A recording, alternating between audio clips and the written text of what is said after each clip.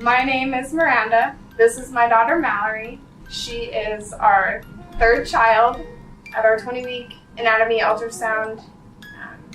She was diagnosed with hypoplastic left heart syndrome, and we were referred to a doctor down here.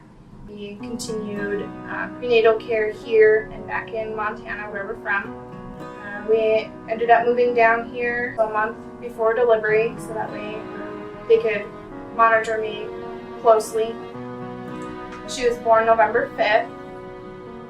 She had her first surgery at 4 days old and was recovering well. She, at 2 weeks old, November 19th, she went into cardiac arrest for 45 minutes. They did chest compressions for a really long time. They weren't sure if she was going to make it and come back from her arrest, or if she did, what it would look like. She has no signs of brain damage at all from that, so the team did a really good job of resuscitation. She was recovering, and it was a really rocky road for three or 4 weeks.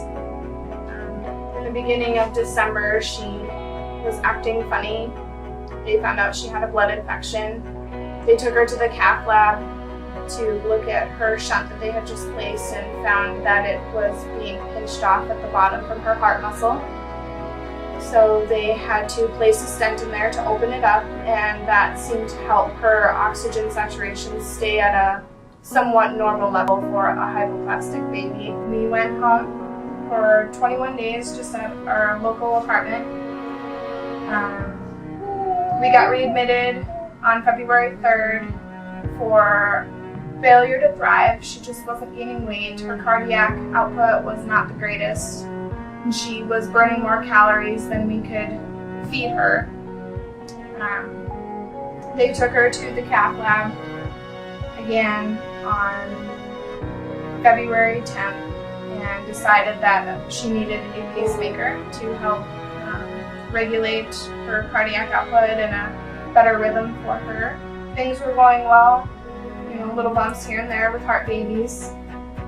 And we were talking about discharge, and then one day, her and I were in her room, and she started choking and gagging and turned purple. And we were rushed back over to the ICU, and as we were running down this hallway back behind the door, she turned gray, and I wasn't sure if we were even going to make it to the ICU. They wheeled her into her room with this crib she has and immediately put in a breathing tube. At 11 o'clock that night, she woke up and realized that she had a breathing tube in and tried to rip it out, and as happy as we were to see that, we couldn't really have that happen. She needed a heart transplant to have the best chance at life. So she was officially listed on the transplant list on March 9th.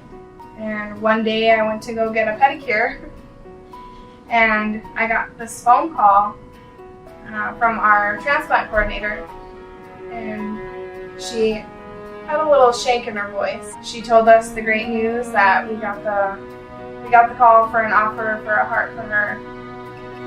And of course, immediately I was overjoyed because all of my hopes and dreams were rushing back to her.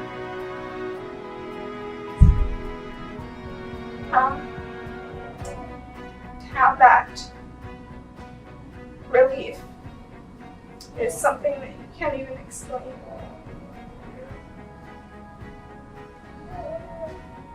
It's a really hard thing to swallow.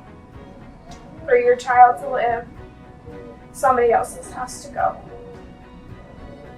People that made that choice are our heroes.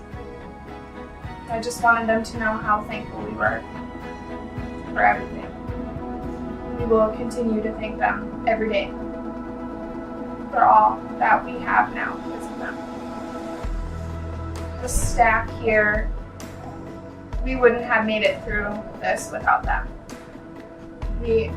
Our social worker has been by our side every step of the way.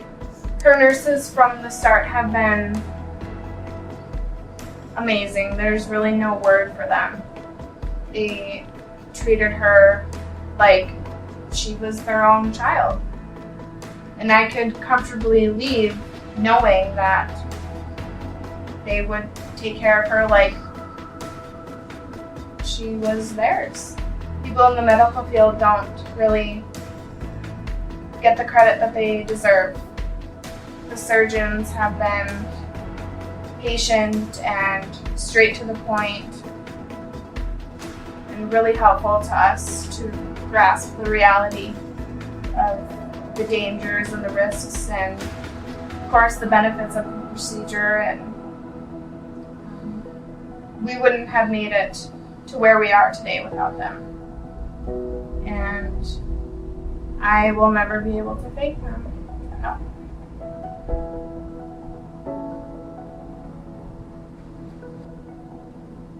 Back in November, when she coded, I was not sure how I was going to tell my kids that their sister was not going to come home.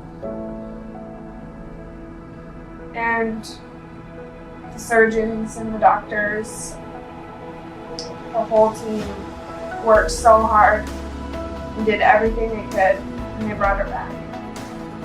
We're getting discharged tomorrow. It's a whirlwind of emotion. We have been in the hospital for 121 days this time. She is, I think, 210 days old, and she's been in the hospital for 189 of them. So it's been a long time that we've been here, and these people here are our family, and I think that's the hardest thing. If it wasn't for them, we wouldn't be going home tomorrow with baby. So, thank you for all that you've done.